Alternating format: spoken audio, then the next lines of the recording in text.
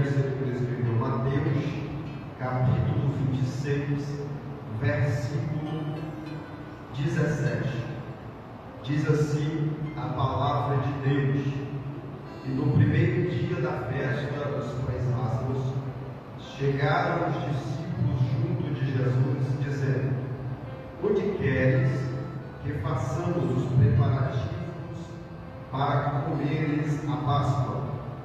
E ele disse: Ide à cidade a um certo homem, e diz-lhe: O mestre diz: O meu tempo está próximo, em tua casa celebrarei a Páscoa com os meus discípulos. E os discípulos fizeram como Jesus ordenara, e prepararam a Páscoa. E chegada a tarde, assentou-se à mesa com os seus discípulos. Diga comigo: chegada a tarde, assentou-se à mesa com os seus discípulos. Entre tantos cultos que a igreja cristã celebra, hoje nós estamos diante do culto que nós consideramos o culto de mais importância para a nossa fé, pelo menos por dois motivos. O primeiro motivo é exatamente a causa de nós estarmos aqui hoje, que é o propósito do culto da Santa Ceia, que é a celebração da morte e ressurreição de Jesus, o Cordeiro de Deus que tira o pecado do mundo. O segundo motivo pela qual estamos diante do culto mais importante da nossa fé é que dentro do culto de Santa Ceia nós celebramos a Santa Ceia, e é bem diferente. O culto de Santa Ceia é uma coisa e a celebração da Santa Ceia é outra coisa totalmente diferente. Te darei um exemplo claro. O culto de Santa Ceia é para todos.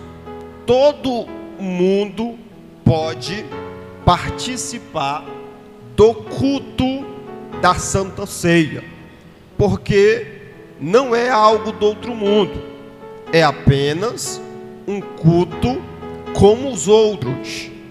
Porque no culto de Santa Ceia tem o que tem os outros cultos: tem oração, tem louvores e tem a palavra de Deus. Todos podem participar do culto de Santa Ceia. Dentro do culto de Santa Ceia temos a celebração da Santa Ceia. A Santa Ceia, como o nome já diz, santo alimento, é um momento aonde os santos de Deus participam da ação prática de comer do pão, que representa o corpo de Cristo, e beber do vinho ou suco de uva, que representa o sangue de Jesus. O culto de Santa Ceia, todos podem participar, mas da celebração da Santa Ceia, nem todos podem participar. É por isso que tem muita gente que no culto de Santa Ceia não vem para o culto, porque às vezes se sente constrangido no momento que está sendo entregue os alimentos sagrados, por não poderem participar. O que não é eu que digo, a Bíblia diz que nem todos podem participar da celebração da Santa Ceia. a Bíblia diz que aqueles que comem do pão e bebem do cálice de forma indigna, traz maldição sobre a sua vida, traz também enfermidades na sua vida e também traz a morte. Não sou eu que digo, está escrito no texto de 1 Coríntios, capítulo 11, versículo 27, diz assim: porque todo aquele que comer do pão ou beber do cálice indignamente será culpado do corpo e do sangue. Examine-se, pois, o homem a si mesmo, e assim coma deste pão e beba deste cálice. Porque o que come e bebe indignamente, come e bebe para a sua própria condenação, não discernindo o corpo de Cristo. Por causa disso, há entre vós muitos fracos, doentes e outros que já morreram. Este texto é claro: o culto de Santa Ceia é para todos, mas a celebração da Santa Ceia não é para todos. A minha responsabilidade nesta noite é dizer dentro da palavra para quem é a celebração da Santa Ceia, para quem Jesus a constituiu. Por que nem todo mundo pode participar da celebração? Quando nós lemos a Bíblia Sagrada, nós observamos o Senhor Jesus, em qualquer lugar que ele ia, ele atraía para si multidões. Quando a gente olha a multidão de pessoas, rapidamente a gente não enxerga muita coisa, só um bocado de gente reunido no mesmo lugar. Mas quando a gente lê a Bíblia com detalhes, observando os detalhes que a Bíblia nos apresenta, nós percebemos que a multidão que estava diante de Jesus, ela era composta de vários grupos de pessoas distintas. Ela era composta por alguns grupos de pessoas diferentes. E quando a gente para, é muito fácil a gente enxergar estes grupos que compõem a multidão. Tem muitos grupos lá. Eu destaquei apenas 4 grupos de pessoas que dava composição à multidão que Jesus atraía. O primeiro grupo de pessoas que comparecia diante de Jesus é o grupo que nós identificamos como grupo dos curiosos. Foi alguém ou algumas pessoas que ouviram falar de Jesus, e ao ouvir falar de Jesus, surgiu a curiosidade: quero ver quem é, quero ver como é. Logo, aonde Jesus estava o grupo dos curiosos. Eles vão até Jesus e eles se conformam em quê? Em ver o motivo da sua curiosidade. O grupo dos curiosos vinham até Jesus, via, ouvia e ia embora. E nós, quando observamos a multidão, identificamos um segundo grupo que comparecia diante de Jesus. O segundo grupo que comparecia, além dos curiosos, era o grupo dos egoístas. Quem eram os egoístas? Eles não tinham preocupação com Jesus, eles não tinham preocupação com nada. A única preocupação desse grupo era com eles mesmos. Eles iam com um propósito: qual? Eu quero receber o meu milagre, o resto aqui se vire.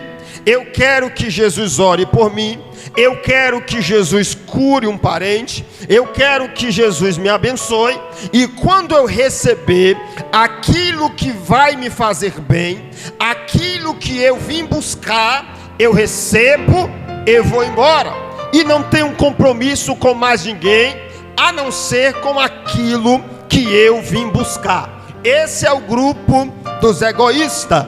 Há também um terceiro grupo que nós observamos. O terceiro grupo que comparecia diante de Jesus era o grupo dos acusadores.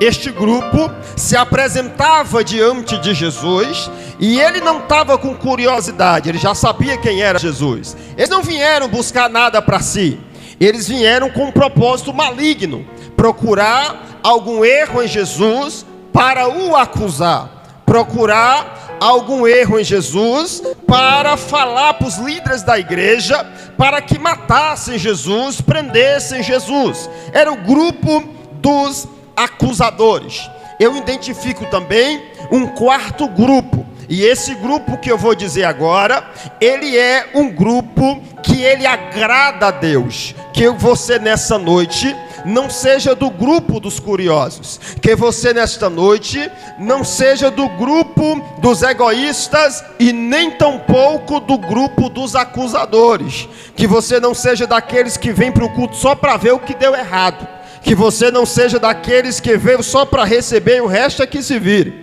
que você não seja daquele que veio só para ver, curioso, eu vou lá ver se o culto é bom mesmo, eu vou lá para ver se a ceia vai ser essas coisas, curioso, que você não seja do grupo dos curiosos, que você não seja do grupo dos egoístas e que você não seja do grupo dos acusadores. Eu quero que você seja desse quarto grupo que eu vou te apresentar. Qual é o quarto grupo, pastor, que você encontrou? Eu encontrei na Bíblia onde Jesus estava. Esse grupo tem pouca gente, mas tem. Esse grupo, a minoria faz parte dele, mas tem gente lá nesse grupo. Que grupo é esse que eu já estou curioso? Eu sei. O grupo que agrada a Deus. Aonde Jesus estava é o grupo dos compromissados, o grupo dos que tinham compromisso. Este grupo, pastor, como é que eu sei que eu sou do grupo dos comprometidos? Eu vou te dizer, aí você faz uma autoanálise, você vai dizer se você é comprometido ou não. Eu vou te dizer 3 características do comprometido, daquele que estava no meio da multidão e Jesus se agradou deles, porque eles não veio por curiosidade, eles não veio para receber algo e ir embora, eles também não veio para acusar. O grupo dos compromissados, ele veio. Se chover, eles permanecem. Se o sol estiver quente, eles não murmuram, eles adoram, mas eles não saem da presença de Jesus, porque eles têm compromisso com a presença de Deus. A primeira característica dos comprometidos é que ele não está diante de Jesus pelo que Jesus tem para oferecer. Ele está diante de Jesus simplesmente por Jesus ser quem ele era. Os comprometidos não é aquele que só vem para receber. O comprometido, ele vem porque ama Jesus. O comprometido vem e não quer saber se a bênção vai chegar ou não. A presença de Jesus já é suficiente para ele. A presença de Jesus já é suficiente para ela. Quem é do grupo dos comprometidos, pastor? É aquele, como a letra do hino diz, se Deus fizer, Ele é Deus, e se não fizer, Ele continua sendo Deus, porque o comprometido não veio pelo que Jesus pode dar, o comprometido veio pelo que Ele é, para a glória de Deus.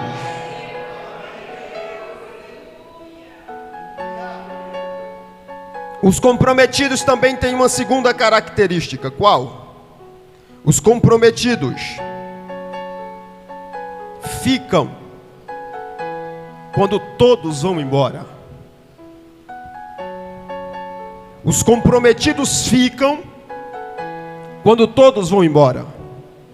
O curioso vinha, via e ia embora. O egoísta vinha, recebia e ia embora.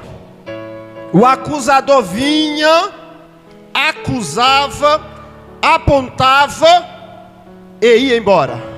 Quem sobrou? Só os comprometidos. Porque os comprometidos vêm e não deixa a bagunça que a multidão faz. Eles ficam para ajudar a arrumar a bagunça que a multidão deixou. O comprometido, ele fica quando todos se vão. Quem é o comprometido, pastor? É aquele que comparece para ajudar. É aquele que diz, estou aqui. É aquele que diz, o que é que eu posso fazer para a obra melhorar? O que é que eu posso fazer para cooperar? Quem é comprometido, comparece e presta serviço a Deus e a obra de Deus. O comprometido, ele se coloca na posição para ajudar. Se ninguém quer, o comprometido, eu quero. Se ninguém vai, o comprometido, eu. Se você precisar, eu estou aqui. Se você precisar do egoísta, ele vem, mas vai embora quando recebe. Se você precisar do acusador, ele só sabe falar mal de tudo e de todos e também vai embora. Se você precisar desses grupos, eles vêm, recebem e vão embora. Mas se você precisar de quem tem compromisso com Deus, eles vão dizer, eis-me aqui, Senhor, estou de prontidão para ajudar. Os comprometidos, Deus amava. Por quê, pastor? Porque os comprometidos tinham uma certeza. E essa aqui é demais. Qual é a certeza dos comprometidos? Eles tinham uma certeza. Qual? Deus tem compromisso com aqueles que se comprometem com Deus. Eles iam e permaneciam porque tinham certeza, eu tenho um compromisso com Deus, porque eu sei que Deus tem compromisso comigo. E a prova, eu vou te dar a prova, a prova da certeza dos compromissados, porque tem gente que gosta de cutucar, de mexer o compromissado. Por que tu fica quando todos vão embora? Por que tu ajuda se ninguém quer ajudar? Aí o compromissado diz, porque eu tenho um compromisso e Deus tem compromisso comigo, porque eu tenho compromisso com Deus. Certeza que falta no curioso, não falta no compromissado. A certeza que falta no egoísta, não falta no comprometido. Quem vem e vai não entende que quando Deus tem compromisso com quem tem compromisso com Deus, Ele vai elevar, Ele vai exaltar, Ele vai fazer alguma coisa com quem tem compromisso. E é por isso que eu abro um parênteses para dizer, se você é comprometido com Deus, da obra e com a obra de Deus, Deus tem preparado algo grande para a tua vida. Se você tem compromisso com as coisas de Deus na tua vida, na igreja, Deus tem preparado algo porque Ele tem compromisso contigo. Tem gente que fica batendo cabeça, por que que Deus responde a oração de fulano e não responde a minha oração? Deus responde a oração de grupos prioritários. E quem é o grupo prioritário? É aqueles que priorizam Deus. Deus jamais vai priorizar quem o despreza. Pelo contrário, a Bíblia diz, eu desprezarei quem me despreza, mas aquele que me busca de madrugada vai me achar. A Bíblia diz que Deus enxergou os comprometidos, como Ele enxergou o curioso, como Ele enxergou o egoísta, como Ele enxergou os acusados. Ele enxergou tudo, porque Ele sabe quem é e quem não é.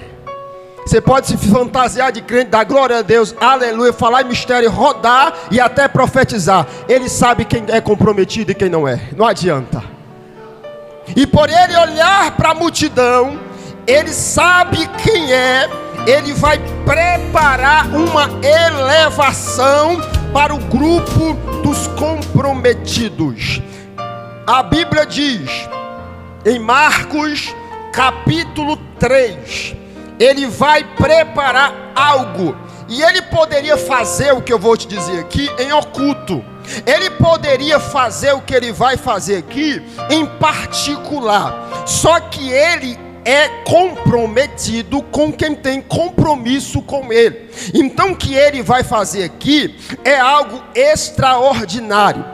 Evangelho segundo escreveu Marcos, capítulo de número 3. A Bíblia diz que ele vai orar na madrugada.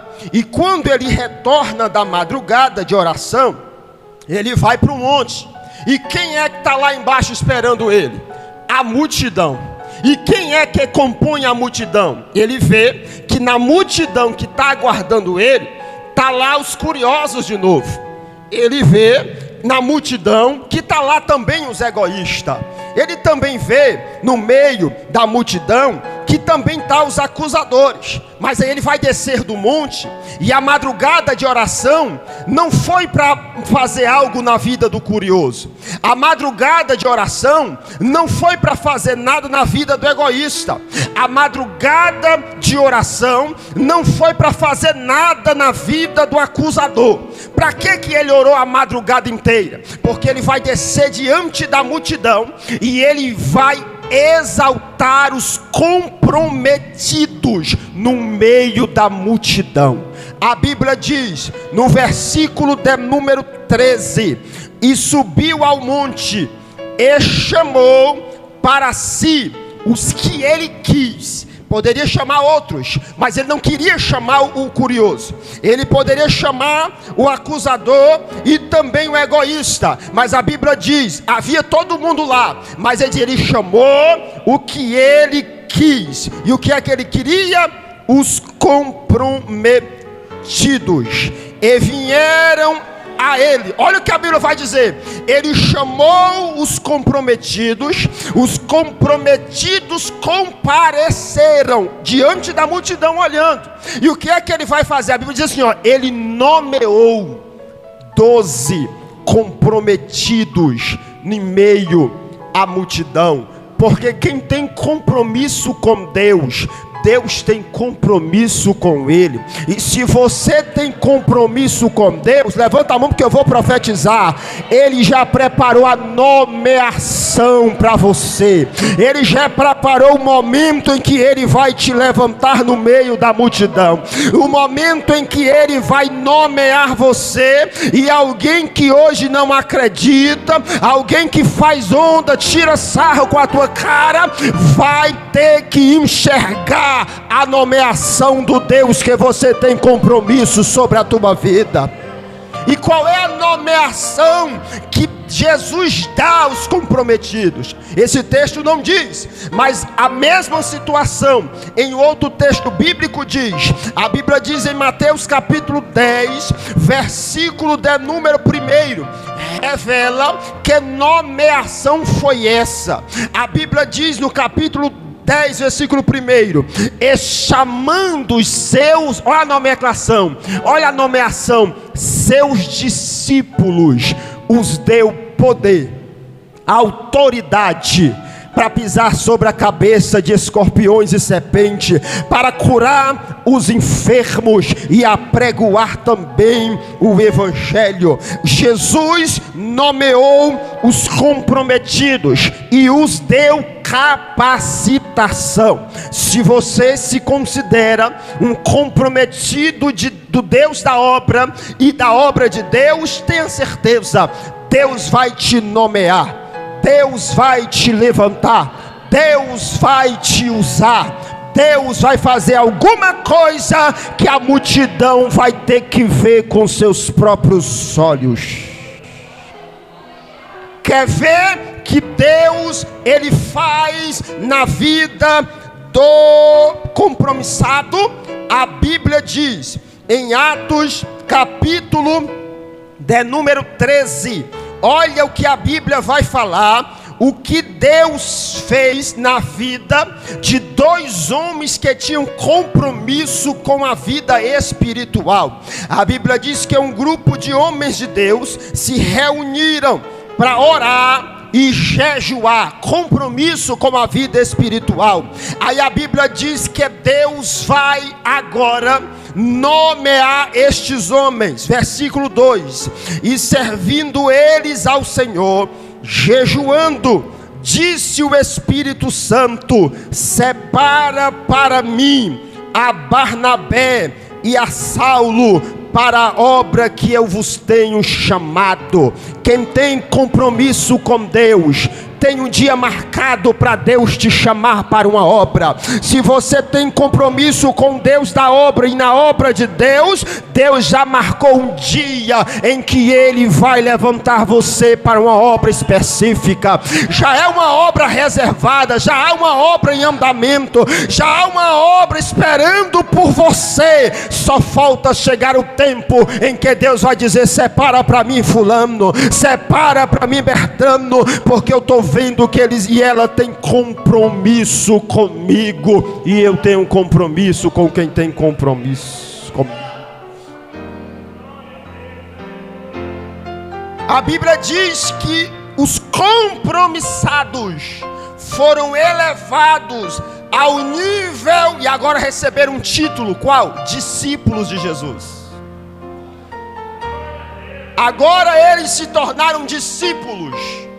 E o que é que acontece com quem se torna discípulo? Ou o que é que eu preciso para me tornar discípulo? Mateus 16, 24, a Bíblia vai dizer o que é que me define como discípulo de Jesus. O texto é até conhecido, que a Bíblia vai dizer: quem quiser vir após mim, renuncie a si mesmo, tome a sua cruz e siga-me. Isso aqui define um discípulo. Primeiro, o que me faz discípulo de Jesus? Uma decisão voluntária em segui-lo. Quem quiser vir após mim, é voluntário, não é obrigação. Mas você quer ser discípulo, você tem compromisso, então decida voluntariamente em seguir Jesus. Pastor, eu decidi quando eu recebi Jesus como Senhor e Salvador da minha vida. Sim, verdade. Quando você recebeu Jesus como Senhor e Salvador, voluntariamente você deu um passo para se tornar um discípulo de Jesus. A segunda característica que me define como discípulo está exatamente no versículo que nós lemos. O discípulo precisa deixar a própria vontade para fazer a vontade do mestre. O discípulo precisa deixar de fazer a própria vontade para fazer a vontade do mestre. Por isso que Jesus falou: quem quiser vir após mim, voluntário. Você precisa renunciar à sua própria vontade para me seguir. Terceira característica que me define como discípulo é aprender seguindo e seguir aprendendo com Jesus. Nós nunca aprenderemos tudo. Você pode ter 30 anos de fé, você nunca pode dizer aprendi tudo. Por quê? Porque seguir a Jesus é seguir aprendendo e aprendendo quando segue. Enquanto você estiver seguindo, servindo a Jesus, há algo novo para Ele te apresentar, há algo novo para Ele te ensinar. Você nunca saberá tudo e nunca aprenderá tudo, porque enquanto está seguindo, você está aprendendo com o nosso Mestre. O discípulo aprende seguindo e segue aprendendo, e ele, nesse seguir aprendendo, ele faz o que ouve de Jesus e ele faz o que vê Jesus fazendo. E aqui eu estou chegando lá. O que é que me torna discípulo? Fazer o que ele ensina e fazer o que ele fez. O que é que ele faz, pastor? E o que é que ele fez que nos define como discípulo? Muitas coisas, mas uma que eu quero destacar hoje aqui é que Jesus, como um pedagogo na prática, a Bíblia vai dizer que Jesus ensinou o batismo nas águas. Jesus não só ensinou sobre o batismo nas águas na teoria, dizendo que devemos ser batizados, como Jesus ensinou na prática. Em Mateus capítulo 3, versículo 13, a Bíblia diz que Jesus, vai até Jordão e ser ali batizado por João Batista. Jesus se batizou nas águas, e eu, como discípulo de Jesus, preciso seguir aprendendo. Se eu estou seguindo Jesus, eu vou aonde ele vai, eu dobro onde ele dobra, eu permaneço onde ele permanece. Então, se Jesus se batizou, eu também devo me batizar nas águas como cristão. A Bíblia vai dizer também que Jesus pregou sobre o batismo. Em Marcos 16:15, ele diz: ide por todo o mundo e pregai o evangelho a toda criatura. Quem crê e for batizado será salvo. Jesus ensina a se batizar, e o que define-nos como discípulo, uma das características também é o batismo. Quando Jesus ressuscita e ele vai dar as últimas coordenadas aos seus discípulos, ele vai dizendo em Mateus 28, versículo 18: eu recebi do Pai todo o poder. E eu quero dizer uma coisa: ide e fazei discípulos. Aí ele vai dizer o que é que vai definir alguém como discípulo: pregai o evangelho, e quem crê seja batizado em nome do Pai, do Filho e do Espírito Santo. Jesus ensinou sobre o batismo, Jesus se batizou. Então, quando eu creio, quando eu me batizo, quando eu sigo aprendendo e quando eu estou praticando o que Jesus ensinou na teoria e na prática, eu sou cada dia um discípulo mais parecido com o mestre. E o que é que vai acontecer? Há alguns benefícios para o discípulo. Tem discípulo e tem pessoas. O discípulo é diferente. Você percebeu que Jesus pegou eles do meio da multidão e disse: vem para cá, e eles vieram. E aqui tem o primeiro benefício de um discípulo de Jesus Cristo. Qual é? O discípulo passa a ter proximidade com o seu mestre. Quando Jesus chama do meio da multidão e os discípulos comparecem, eles passam a conviver mais próximo do Senhor Jesus. E aqui está o benefício de nós convivermos mais próximos de Jesus. A Bíblia diz no livro de Tiago, no capítulo 4, versículo 8: quando eu me achego a Deus, Deus se achega a nós. Quando o discípulo comparece diante da presença de Deus, a presença de Deus comparece diante do discípulo. E quando isso acontece, algo extraordinário começa a se manifestar.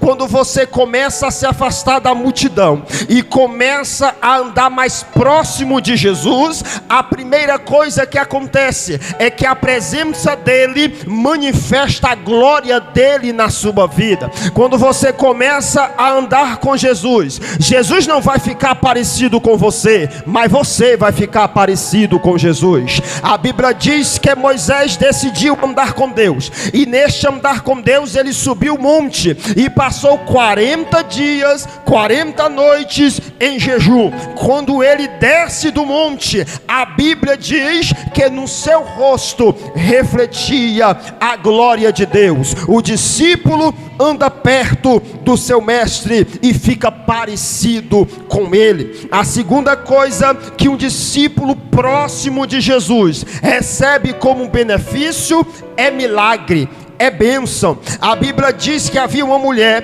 que há 12 anos tinha um fluxo de sangue, e ela disse assim: se eu me aproximar dele, ao ponto de eu tocar na orla do seu manto, eu serei curada. Esta mulher saiu de novo do meio da multidão, se aproximou do mestre e tocou. E na hora que tocou, Jesus disse: quem me tocou? Porque eu senti que de mim saiu poder.